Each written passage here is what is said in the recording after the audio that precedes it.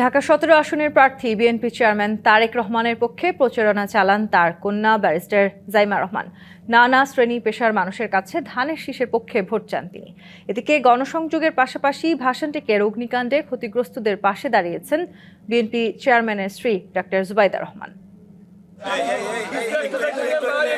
নির্বাচনী প্রচারণা আর মানবিক সহায়তা দুই কার্যক্রমেই সরব বিএনপি। রাজধানীর গুলশানে সড়কে সড়কে সাধারণ মানুষের মাঝে লিফলেট বিতরণ আর কুশল বিনিময়। এভাবেই ঢাকা ১৭ আসনে ধানের শীর্ষে প্রার্থী বাবা তারেক রহমানের পক্ষে ভোট চাইছেন কন্যা জাইমা রহমান। পথচারী থেকে দোকানি, রিকশা চালক থেকে অফিসগামী সবার সঙ্গেই কথা বলেন তিনি। এই সময় নিজেকে তারেক রহমানের কন্যা পরিচয়ও দেন জাইমা।